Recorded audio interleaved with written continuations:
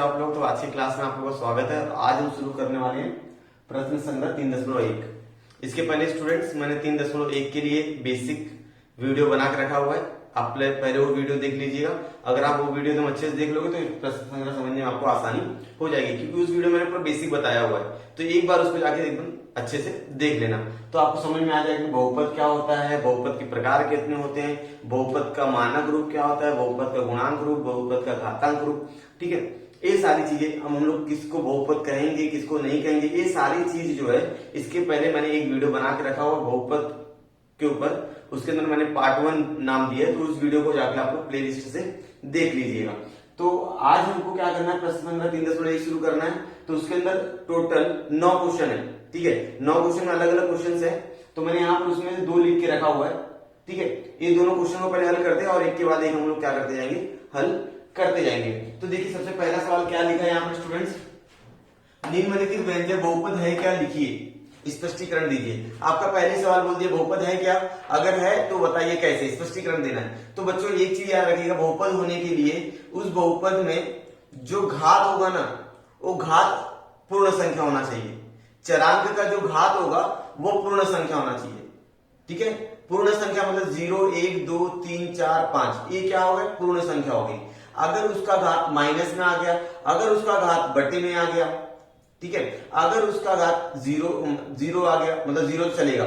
ठीक है, तो इनको क्या कहा जाएगा, मतलब जो माइनस होता है बटे में होता है उनको पूर्ण संख्या कहते हैं क्या, नहीं। अगर उनके घात आपके माइनस में दिख रहे हैं या तो बटे में दिख रहे हैं तो आप क्या बोलोगे कि वो बहुपद नहीं है। तो यहाँ पर सिंपल क्या देखना है आपको, कि उस बहुपद का घात देखना है। उस बहुपद का घात देख के आपको बता देना है कि वो पूर्ण संख्या है कि नहीं है, और आपको बाद में बताना है कि भाई वो बहुपद है कि नहीं है। जैसे हमारे पास पहला सवाल दिया है बच्चों, पहला सवाल हमको सॉल्व करना है कि y प्लस 1/y। अब इसको आप देख के नहीं बता सकते किसका बहुपद का घात कितना है। तो आपने पहला सवाल दे के रखा है, तो आपको देखने में समझ में आ रहा होगा कि ये दिया गया बहुपद जो है ये बहुपद है कि नहीं, अभी हम लोग नहीं बता पाएंगे। तो इसको हम लोग क्या करेंगे, सॉल्व करेंगे। तो ये जरा y प्लस 1/y जब ऊपर जाएगा तो क्या आएगा, घात माइनस में हो जाएगा। समझ में आ गया। तो यहाँ पर बहुपद का घात क्या ऋणात्मक है, तो मैं क्या बोलूंगा कि यहां बहुपद का घात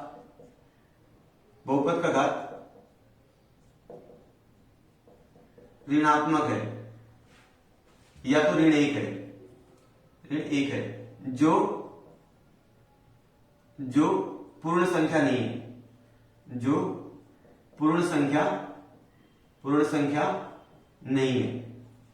ठीक है, जब वो पूर्ण संख्या नहीं है इसलिए y प्लस 1/y यह बहुपद नहीं है।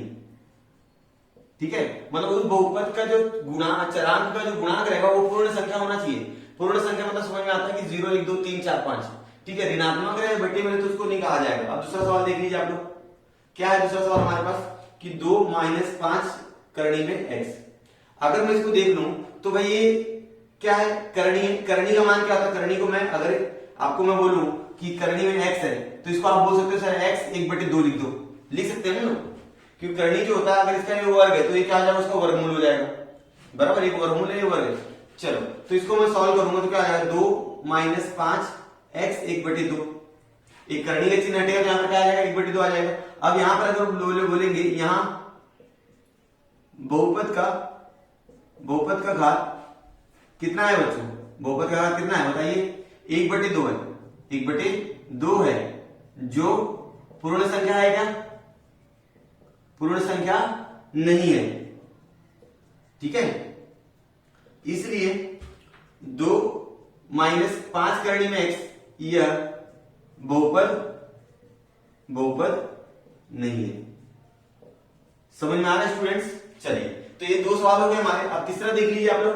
तो इसी तरह आप लोग एक के बाद एक करते जाओगे। ठीक है, एकदम आसान है। तीसरा देखिए स्टूडेंट्स आपके सामने है कि x का square plus 7x plus 9, x square plus 7x plus 9। अगर मैं इस बहुपद को देखूं तो इस बहुपद का घात कितना है, 2। तो हम लोग क्या बोलेंगे, यह पूर्ण संख्या है इसलिए बहुपद है। यहां बहुपद का घात कितना है बच्चों, 2 है, 2 है। 2 क्या है, पूर्ण संख्या है। जो पूर्ण संख्या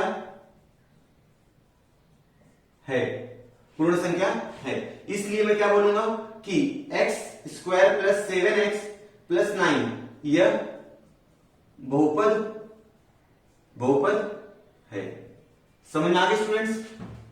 कितना आसान है। अब चौथा सवाल देख लीजिए आप लोग। चौथा क्या आपके सामने देखो। अब ये चौथा जो आपको होमवर्क करना है, ठीक है, 2m square plus 7m minus 5, ठीक है। इसको आप लोग क्या करोगे, मुझे कमेंट सेक्शन में कमेंट करके बता दोगे कि इसका आंसर कितना आएगा, ठीक है, कितना आंसर आएगा। समझ में आ रहा है ना? चलिए अब मैं पांचों कर लेता हूं आपके सामने।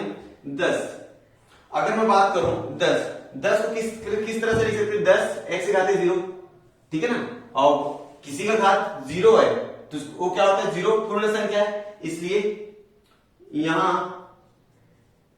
बहुपद का घात कितना 0 है, जो क्या है, पूर्ण संख्या है, इसलिए 10 यह बहुपद है, ठीक है ना। जिसके आगे कोई चरांक नहीं लिखा है तो उसको क्या बोलते हैं, अचर बहुपद कहा जाता है। क्या कहा जाता है, अचर बहुपद, मतलब ऐसा बहुपद जिसके साथ चरांक न रहे और उसका घात क्या रहे, 0। सही है। तो इस तरह से आपने देखा, ये क्वेश्चन नंबर 1 था। समझ में आ गया। ये जो मैंने बोला है इसको आपको क्या करना है, इसका आंसर मुझे कमेंट सेक्शन में बताना है कि 4th वाला बहुपद है कि नहीं है। बहुपद को इंग्लिश में कहते हैं पॉलिनोमियल, ठीक है, पॉलिनोमियल है कि नहीं है। अब क्वेश्चन नंबर 2 देख लो, आपके सामने क्या लिखा है, ठीक है। तो निम्नलिखित प्रत्येक बहुपद में से m³ का गुणांक लिखिए। आपको m³ का क्या लिखना है, गुणांक क्या होता है बच्चों, उस चरांक के आगे जिस संख्या से गुणा किया जाता है। चरांक क्या होता है, ABCD XYZ, उस चरांक के आगे जो भी संख्या आपको दिखेगी, मतलब m³ के आगे जो भी नंबर आपको दिखेगा, 1 2 3 4 5 माइनस में जो भी दिख रहा होगा आपको, वो m³ का क्या है, गुणांक है। जैसे अगर मैं पहली बात करूं m³, तो यहां m³ का गुणांक क्या लिख रहे हैं स्टूडेंट, m³ का गुणांक कुछ नहीं लिखा, मतलब क्या है बच्चों, 1 है। m³ का गुणांक कितना वहां पर 1 है। अब दूसरे सवाल की बात करूं मैं, तो दूसरा आप लोग देख लीजिए, यहां पर क्या है स्टूडेंट्स, -3/2m माइनस करेंगे में 3m³, ठीक है। अब अगर आप इसको ध्यान से देख रहे होंगे, m³ के आगे क्या संख्या दिख रही है, m³ के आगे क्या संख्या दिख रही है, माइनस करने में 3 दिख रहा है। तो हम लोग क्या लिखेंगे, यहां m³ का गुणांक -3 माइनस करने में 3 है, ठीक है। समझ में आ रहा होगा आपको। अब तीसरा देख लीजिए, तीसरा क्या आपके पास कि भाई, तीसरा सवाल देख लीजिए आप, -2/3 m³ माइनस 5m का स्क्वायर प्लस 7m माइनस 1। अगर आप यहां पर देखोगे तो m³ का गुणांक देखो कितना है, m³ के आगे कितनी संख्या लिखी है, -2/3। तो मैं लिखूंगा यहां m³ का गुणांक -2/3 है। इस तरह से आपका क्वेश्चन नंबर 1 और क्वेश्चन नंबर 2 पूरा हो गया स्टूडेंट। आप लोग क्या करेंगे, इसका स्क्रीनशॉट ले लो और स्क्रीनशॉट लेके अपने नोटबुक में क्या करोगे, लिख लोगे और इस तरह की प्रैक्टिस आप लोग करोगे। अब मैं इसको मिटा देता हूं और सवाल नंबर इसके आगे का करता हूं। फ्रेंड्स, मैंने यहाँ पर आपके सामने क्वेश्चन नंबर 3 और क्वेश्चन नंबर 4 लिख के रखा हुआ है। दो सवाल इसलिए लिख के रखा ताकि आपका भी टाइम बच जाए और मेरा भी टाइम बच जाए, और बोर्ड हमारा इतना बड़ा है कि 2 सवाल हो सकते हैं, ठीक है। तो चलिए पहला तीसरा सवाल पढ़ लेते हैं, क्या है उसको हल करते हैं, फिर चौथे सवाल के पास जाएंगे। निम्नलिखित जानकारी के आधार पर चर x का उपयोग करके प्रत्येक के लिए एक बहुपद लिखो। आपको चरांक किसका उपयोग करना है, x, मतलब यहाँ पर चर कौन सा लेना है, x लेना है, ठीक है। वो सवाल में पहले बोल दिया, तो आप x के अलावा दूसरा कोई चर नहीं ले सकते। आपको क्या लिखना है, एक बहुपद लिखना है। अब यहाँ पर जो सवाल पूरा रहेगा उसके हिसाब से हम लोग x लगा के बहुपद ले लेंगे। यहाँ पर क्या वाला घात 7 वाला एक पद, मतलब एक पद लिखना है जिसका घात कितना होना चाहिए बच्चों, 7 होना चाहिए। जैसे मैंने पहले लगा दिया चर, मैंने चर लगा दिया बच्चों, सही है। अब इसका घात कितना होना चाहिए, 7 होना चाहिए, मैंने घात लगा दिया 7। अब इसके आगे आप 25 लगा दो, 26 लगा दो, कुछ भी लगा दो, आपकी मर्जी है। ये कितना पद है, एक ही पद है। मतलब पद की परिभाषा बताइए, किसी चरांक का गुणांक के साथ गुणा करना, किसी चरांक के साथ किसी वास्तविक संख्या का गुणा कर देना, उसे हम लोग क्या कहते हैं, पद कहते हैं। प्लस करेंगे या माइनस करेंगे तो नहीं होगा, समझ में आ गया होगा आपको, ठीक है। पद की परिभाषा मैंने बताई हुई इसकी पिछली वीडियो में आपने देखा होगा। घात 35 वाला द्विपद, आपको एक द्विपद लिखना है जिसके अंदर घात कितना होना चाहिए, 35 होना चाहिए। मैंने घात लगा दिया यहाँ पर 35 बच्चों। अब मेरे को द्विपद बनाना है, यहाँ पर लगा दो 2, सिंपल द्विपद हो गया। अब x के आगे आप 2 3 लगा सकते हो, यहाँ पर x लगा सकते हो, समझ में आ गया। चलो अब घात 8 वाला त्रिपद, आपको एक त्रिपद लिखना है जिसके अंदर घात कितना होना चाहिए, 8 होना चाहिए। तो x घात में मैंने 8 लगा दिया, यहाँ पर 5x लगा दो, यहाँ पर कितना लगा दो 1। अब सुनिए स्टूडेंट्स, यहाँ पर इंपॉर्टेंट बात क्या है कि इस तरह के प्रश्नों को मुक्तोत्तरी प्रश्न कहा जाता है। क्या कहा जाता है, मुक्तोत्तरी प्रश्न। मुक्तोत्तरी प्रश्न में क्या हो सकते हैं, इसके अलग अलग भिन्न मान हो सकते हैं। किसी मैंने ये लिख दिया, किसी ने यहाँ पर 30 लिख के करेगा, तो सबके आंसर अलग अलग आ सकते हैं। यहाँ पर एक ही क्वेश्चन के अलग अलग आंसर हो सकते हैं, ठीक है। इस तरह मुक्तोत्तरी प्रश्न कहते हैं। चलो आप लोग पढ़ लेते हैं चौथा सवाल। निम्नलिखित प्रत्येक बहुपद का घात लिखिए, मतलब बहुपद का हमको क्या लिखना है, घात लिखना है। तो बहुपद का घात लिखने के लिए हमने पढ़ा हुआ है कि भाई अगर एक चरांक है तो बहुपद का घात क्या रहेगा, अगर 2 चरांक है तो बहुपद का घात क्या रहेगा। तो मैं पहले बता देता हूं, अगर आपके पास उस पद में वैदिक व्यंजन में एक ही पद है, तो आप क्या करें, उस पद का महत्तम घात देखिए, उस चर का महत्तम घात देखिए, वो आपका क्या रहेगा, घात रहेगा। अगर आपके पास एक से ज्यादा चर है, मतलब 2 चर है या 3 चर है, 2 चर मतलब एक्स वाई, जैसे एक्स वाई जेड 2-3 चर है, तो आप क्या करोगे, सभी चरों के घात को क्या करोगे, जोड़ दोगे। जितने भी चर हैं उन सभी चरों के घात को क्या करोगे, जोड़ दोगे। अब जिसका सबसे ज्यादा मिलेगा, जिसका सबसे महत्तम रहेगा, उसे हम लोग क्या करेंगे, बहुपद का घात है, ठीक है। चलिए, तो यहां पर बहुपद का घात कितना है बच्चों, यहां पर कोई चरांक नहीं है, तो यहां पर बहुपद का घात है 0,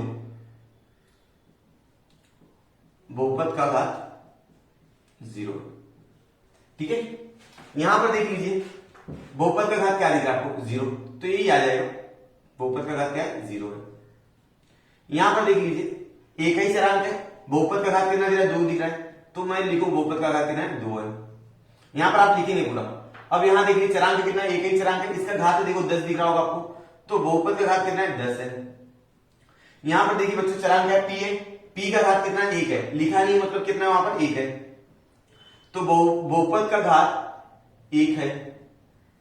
अब यहां पर देखिए चरांक कितना है, 1 है, ये y है, इसका सबसे बड़ा घात कितना दिख रहा है, 5 दिख रहा होगा आपको, तो हम लोग लिखे बहुपद का घात कितना है, 5 है। अब यहां पर देख लीजिए कितने चरांक है, 1 2 3, 3 चरांक है, तो हमका इसका घात कितना रहेगा, 1, इसका घात कितना रहेगा, 1, इसका घात रहेगा 1, इसका रहेगा 1, इसका रहेगा 1, इसका रहेगा 1, तो ये हो गया 3, ये हो गया 2 और ये हो गया 1, तो सबसे बड़ा घात क्या दिख रहा है, 3 दिख रहा है, तो यहां पर लिखिए बहुपद का घात 3 है, ठीक है। अब यहां पर देख लीजिए, चलो यहां पर चरांक कितना हमारे पास 2 है, m और n, यहां पर 2 चरांक है, चलो उनको घातों को जोड़ लेते हैं। यहाँ 7 और 3 कितना हो जाएगा बच्चों, 10 हो जाएगा। यहाँ 5 है, यहाँ पर 1 है, तो इसका कितना हो गया 6, यहाँ पर 1 है, यहाँ पर 1 है, मतलब 2, तो 10 6 और 2 कौन बड़ा है, 10, तो हम लोग लिखे बहुपद का घात 10 है, ठीक है। तो इस तरह से आप लोगों को पूरा समझ में आ गया होगा। आप क्या करेंगे, स्क्रीनशॉट ले लेके अपनी कॉपी में लिखते जाइएगा, नोट्स बनाते जाइएगा। तो ये हमारा हो गया सवाल नंबर 3 और सवाल नंबर 4। अब मैं इसको मिटाता हूं और आगे के सवाल आपको करके बताता हूं। मैं आपके सामने क्वेश्चन नंबर 5 और क्वेश्चन नंबर 6 लिख के रखा हुआ है, प्रश्न क्रमांक 5 और प्रश्न क्रमांक 6 लिख के रखा हुआ है।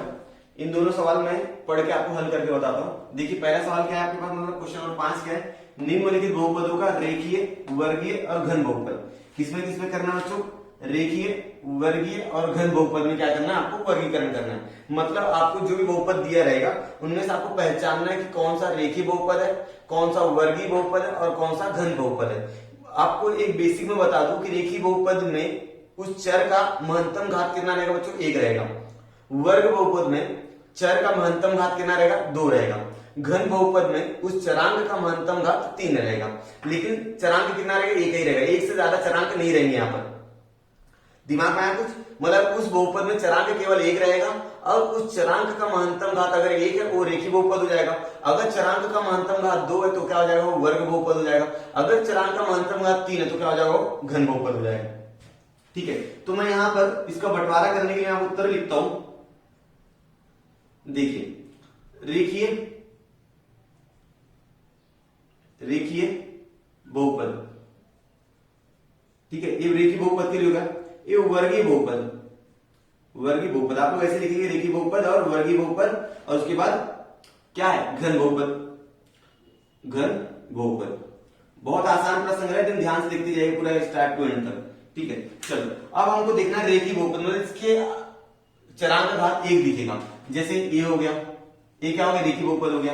ए क्या हो गया, रेखीय बहुपद हो गया। यहाँ पे चरांक का महत्तम घात कितना है, देखो 1 है, तो मैं वो लिख दूंगा किसके अंदर, रेखीय बहुपद में लिख दूंगा। देखिए क्या लिखूंगा मैं, 5p और a, ठीक है, ये मेरा क्या हो गया, रेखीय बहुपद हो गया। अब वर्गीय बहुपद में देखिए चरांक का महत्तम घात 2 कहां पर है, ये देखो यहाँ पर है इधर, और अच्छा ये भी रेखीय बहुपद में आएगा क्योंकि चरांक का महत्तम घात यहाँ पर भी 1 है, तो 2y माइनस 1/2। देखो यहाँ पर है वर्ग बहुपद और बस यही है, सिर्फ यही है, तो 2x² प्लस 3x प्लस 1। अब आपको क्या लिखना है, घन बहुपद लिखना है। घन बहुपद मतलब उस चरांक का महत्तम घात 3, देखो कहां पर दिख रहा है आपको 3, तो आपको यहाँ पर दिख रहा है 3, ये देखो यहाँ पर दिख रहा है और यहाँ पर दिख रहा है, मतलब ये दोनों किस में आ जाएंगे, घन बहुपद में आ जाएंगे। किस में आ जाएंगे बच्चों, घन बहुपद में आ जाएंगे। तो मैं लिखूंगा m³ plus 7m² plus 5/2 m minus करनी में 7 और यहाँ लगे 3r का क्यूब, तो इनको क्या कहा जाएगा, ये रेखीय बहुपद हो गए, वर्ग बहुपद हो गए, घन बहुपद। रेखीय के लिए घात 1 देखना है, मतलब कुछ लिखा नहीं रहेगा चरांक ऊपर। वर्ग बहुपद के लिए घात 2 देखना है, घन बहुपद के लिए सबसे बड़ा घात 3 देखना है, और केवल एक ही चरांक होना चाहिए, ठीक है। चलिए अब सवाल नंबर आते हैं हम लोग 6 पर। क्या है, निम्नलिखित बहुपद को उनके मानक रूप में लिखिए। मानक रूप मतलब क्या होता है बच्चों, दिया गया जो बहुपद रहेगा उसका जो घातांक रहेगा वो उल्टा सीधा रहेगा, वो क्रम से नहीं रहेगा। हमको क्या करना है, उस बहुपद को लेना है, उसको घटते क्रम या बढ़ते क्रम में लिख देना है, तो उसको क्या कहता है, मानक रूप कहा जाता है। तो अगर हम लोग घटता क्रम मतलब जैसे पहले घात 3 वाला लिखेंगे, फिर घात 2 वाला लिखेंगे, फिर घात 1 वाला लिखेंगे, घात 0 वाला लिखेंगे, सही ना, तो उसको क्या कहा जाता है, मानक रूप कहा जाता है। देखिए यहाँ पर अगर मैं इसको उत्तर लिखूं, उत्तर पहले का लिखूं तो घात 3 वाला लिख रहा है, अगर m³ प्लस 3 प्लस 5m का क्या लिखना, मुझे मानक रूप लिखना। क्या लिखना है स्टूडेंट, मानक रूप। क्या हो जाएगा, घात 3 वाला पहले लिख दो, फिर 3 से छोटा 2 रहता, लिखा नहीं यहाँ पर, ठीक है, तो नहीं लिखो। फिर इससे छोटा कौन दिख रहा है, यहाँ पर 5m दिख रहा है, फिर प्लस 3 दिखा आपको, बड़ा घात फिर छोटा घात फिर छोटा घात, यहाँ पर 2, यहाँ पर 1, यहाँ पर 0, इसको बोलते हैं घटते क्रम, ठीक है। आप बढ़ते क्रम में भी लिख सकते हो, ठीक है। आगे अगला देखिए, आपको दिख रहा होगा कि इसका डायरेक्ट मैं मानक रूप लिखता हूं, मानक रूप।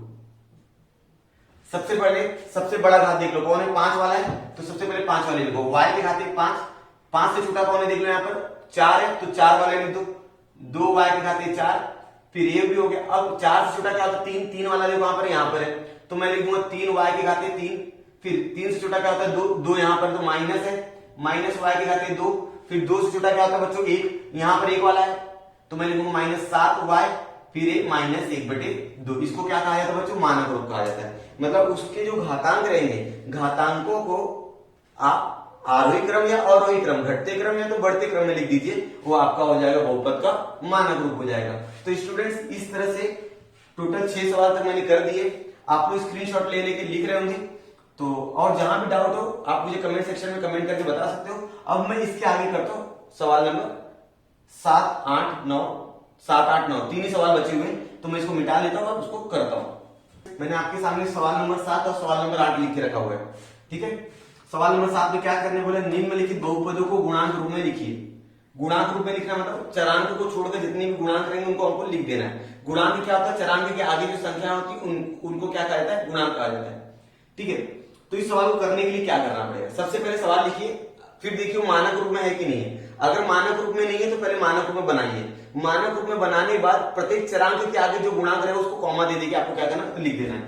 चलिए जैसे मैं पहला सवाल अगर करूं यहाँ पर, तो x² माइनस 2 है, ये मानक रूप में है क्या, नहीं है अभी, तो मैं इसका मानक रूप बनाने के लिए क्या करूंगा, मानक रूप बनाने के लिए क्या करना पड़ेगा बच्चों, कि यहाँ पर x घाते 2 है, लेकिन x घाते 1 वाला है क्या, नहीं है, तो मैं क्या लिखूंगा x घाते 2 प्लस 0x माइनस 2, समझा। अब देखो x घाते 2 हो गया, x घाते 1 हो गया, यहाँ पर 0 घात, सही है। तो अब इसका लिख दिए गुणांक रूप, गुणांक रूप।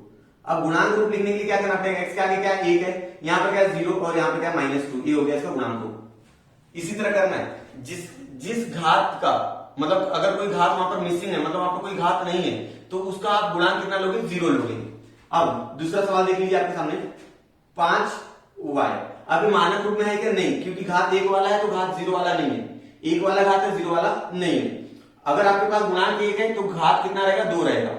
गुणांक अगर 1 है, अगर आपके पास गुणांक एक है, n है, तो घात कितना रहेगा, n प्लस 1 रहेगा। ठीक है, चलिए इतना याद रखिएगा। यहाँ गुणांक कितना 1 है, तो घात कितना रहेगा, 2 रहने वाला है। कैसे रहने वाला ध्यान देंगे। सॉरी स्टूडेंट, घात अगर 1 है तो गुणांक कितना रहेगा, 1 ज्यादा रहेगा। अब देखिए यहाँ पर इसका मानक रूप क्या रहेगा बच्चों, मानक रूप लिखिए, मानक रूप क्या हो जाएगा, 5y प्लस 0। तो इसका गुणांक रूप कितना हो जाएगा स्टूडेंट्स, गुणांक रूप 5 और 0, इसका गुणांक रूप हो गया। ठीक है, अब तीसरा सवाल देख लीजिए आप लोग। तीसरा क्या है हमारे पास, 2m की घाती 4 माइनस 3m की घाती स्क्वायर प्लस 7। ठीक है, सबसे पहले इसको मानक रूप में लिख दो। मानक रूप क्या हो जाएगा स्टूडेंट, यहाँ पर 4 है, 2 है, 3 वाला यहाँ पर मिसिंग है और 1 वाला मिसिंग है। मतलब m की घाती 4 है, m की घाती 3 वाला नहीं है, m की घाती 2 है, m की घाती 1 वाला नहीं है। तो जो नहीं है उनका गुणांक हम लोग 0 लेंगे। पहले इसको मानक रूप में लिख दीजिए, m की घाती 4 प्लस 0 m की घाती 3 माइनस 3 m की घाती स्क्वायर प्लस 0m प्लस 7। ये हो गया इसका मानक रूप हो गया स्टूडेंट्स। जो घात नहीं दिया था उसको मैंने क्या मान लिया, यहाँ पर 0 मान लिया, देख लो। अब आ जाएगा क्या, गुणांक रूप। क्या आ जाएगा स्टूडेंट्स, गुणांक रूप। गुणांक रूप में क्या करना है, एक जितनी भी संख्याएं आपको दिख रही है चरांक के आगे उनको लिख दीजिए। 2 0 माइनस 3 0 और 1 7। ये हो गया आपका गुणांक रूप हो गया। ठीक है, अब चौथा देख लीजिए आप लोग। चौथे में क्या, माइनस 2/3, माइनस 2/3, यहां पर डायरेक्ट 0 है तो यहां पर कुछ करने की जरूरत नहीं है। इसका गुणांक रूप हो जाएगा, गुणांक रूप माइनस 2/3, क्योंकि इसका घात कितना है, 0 है। समझ में आ गई स्टूडेंट्स। तो इस तरह से आप लोग लिख सकते हो गुणांक रूप, बहुत आसान है। अब सवाल नंबर 8 देख लीजिए आप लोग। सवाल नंबर 8 में क्या करना है स्टूडेंट्स, निम्नलिखित गुणांक रूप वाले बहुपद को x चरांक का उपयोग करके घातांक रूप में लिखिए। आपको यहां पर गुणांक रूप दिया गया, आपको घात चरांक x का उपयोग करना है और आपको क्या करना है, घातांक रूप में लिख देना है। ठीक है, अब देखिए गुणांक अगर आपका 3 है तो घात कितना रहेगा, अगर गुणांक आपका n है तो घातांक कितना रहेगा, n-1 रहेगा, घात 1 कम हो जाएगा। ठीक है, मैंने ऐसा पिछली वीडियो में बताया हुआ है। तो यहाँ पर गुणांक कितना है, 3 है, तो घात कितना हो जाएगा बच्चों, यहाँ पर 2 हो जाएगा। लेकिन चरांक में कौन सा यूज करना है, x यूज करना है। तो पहला हमारे पास है 1 2 3, तो इसका हमको क्या लिखना है, घातांक रूप, घातांक रूप।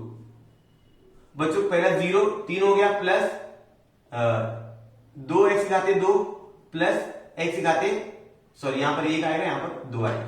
समझ में आ गया आपको, देखो 3 2 1। ठीक है ना, घात कितना है, 2 है, क्योंकि गुणांक यहाँ पर कितना है, 3, यहां पर गुणांक कितना है 3, तो घात कितना रहेगा, 2। ठीक है, अब गुणांक से घात 1 कम रहेगा। यहां पर गुणांक कितना बच्चों, 1 2 3 4 5, तो घात कितना रहेगा, 4। मतलब m के साथ कौन सा घात लगेगा, 5 के साथ 4 घात लगेगा। देखो 5 1 2 3 माइनस 1। ठीक है, ये आपका क्या गुणांक है, इसका घातांक रूप क्या रहने वाला है, तो गुणांक जितना भी है उससे 1 कम कर दीजिए। गुणांक कितना, 5 से घात कितना हो जाएगा, 4। 5 x घाते 4 plus 0 x घाते 3 plus 0 x घाते 2 plus 0 x minus 1। समझ में आ गई। अब इसको अथवा करके आप ऐसा भी लिख सकते हो, अथवा ये 0 वाला मत लिखिए, ये 0 वाला मत लिखिए, खाली ये लिख दीजिए 5x घाते 4 माइनस 1। ठीक है, चलिए अब यहां पर देखिए तीसरा वाला सवाल। तीसरे वाले में क्या करना है स्टूडेंट्स, क्या है, माइनस 2 2 माइनस 2 और 2। आपको गुणांक रूप दिया है, घातांक रूप लिखना है। अगर गुणांक कितना है यहाँ पर 1 2 3 4 है, 4 गुणांक रूप में घात कितना रहेगा, 1 कम रहेगा, 3 रहेगा। देखिए घातांक रूप, घातांक रूप स्टूडेंट्स, माइनस 2 x घाते कितना 3 प्लस 2 x घाते 2 माइनस, यहां पर कितना है, माइनस है, माइनस 2x प्लस 2। इस तरह से ये क्या होगा, उसका घातांक रूप हो गया। समझ में आ गया। चलिए, तो ये हो गया हमारा क्वेश्चन नंबर 7 और क्वेश्चन नंबर 8 हो गया। आपको पूरा समझा होगा। आप लोग क्या करेंगे, इसका स्क्रीनशॉट लेके अपनी कॉपी में क्या करेंगे, नोट्स बना लेंगे। अब सिर्फ हमारा एक ही सवाल बचा हुआ है, क्वेश्चन नंबर 9, तो मैं इसको मिटाता हूं और सवाल नंबर 9 लिख के आपको समझा देता हूं। मैंने सवाल नंबर 9 यहाँ पर लिख के रखा हुआ है आपके सामने, आपकी किताब में भी ऐसा आकृति बना हुआ होगा, देख सकते हो, नहीं तो यहाँ पर देख लीजिए, आपको समझ में आ जाएगा। क्या करना, नीचे कुछ बहुपद दिए गए, उन बहुपदों को चौखट में उचित स्थान पर लिखना है। ये बहुत सारे बहुपद दिए गए, इनका स्थान कहां पर आएगा, यहाँ पर सब जगह क्या करना, लिख देना है। चलिए, तो यहाँ पर पद के हिसाब से वर्गीकरण दिया गया है। यहाँ पर घात के हिसाब से मैंने बहुपद के प्रकार में बताया हुआ है कि पद के हिसाब से वर्गीकरण क्या होता है और घात के हिसाब से क्या होता है। तो चलिए वो पहले वर्ग बहुपद देख लेते हैं। वर्ग बहुपद मतलब क्या करना है कि उसके अंदर चरांक का जो घात रहेगा महत्तम घात 2 होना चाहिए और एक एक चरांक रहना चाहिए। देख लीजिए कहां कहां पर है, तो आपको दिखेगा यहाँ पर, ये देखो यहाँ इसका चरांक घात कहना 2, तो मतलब ये वर्ग बहुपद में जाएगा। तो यहाँ पर मैंने लिख देता है, लिख लिया। और कौन दिख रहा है कोई, हाँ और यहाँ पर दिख रहा है, तो कॉमा देखिए इसको भी लिख दो, 2x का स्क्वायर प्लस 5x प्लस 10। और कोई x का स्क्वायर दिख रहा है, हाँ ये देखो यहाँ पर वर्ग बहुपद, ठीक है। मतलब जिसका घात आपको 2 दिखा, महत्तम घात 2 दिखा, वो वर्ग बहुपद में जाएगा और कोई ये नहीं है। अब घन बहुपद, घन बहुपद में क्या करना है कि चरांक का महत्तम घात आपको 3 देखना है, ठीक है। जिसका 3 घात रहेगा वो घन बहुपद में जाएगा। देखिए यहाँ पर याद आ जाएगा, x घात 3 9। और कोई घात 3 वाला है क्या, हाँ यहाँ पर देखिए बच्चों एक बड़ा वाला, तो x घात 3 plus x square plus x plus 5, ये आ गया घन बहुपद में। रेखीय बहुपद में क्या करना है कि जो चर रहेगा महत्तम घात कितना होना चाहिए, 1 होना चाहिए। देख लीजिए ये देखो यार 1 है, बस एक ही है, ठीक है, x प्लस 7। समझ में आ गया स्टूडेंट्स। चलिए अब हम लोग यहां तक तो हो गया। अब यहाँ पर द्विपद मतलब जिसके अंदर 2 पद रहे उसको हम लोग क्या बोलेंगे, द्विपद।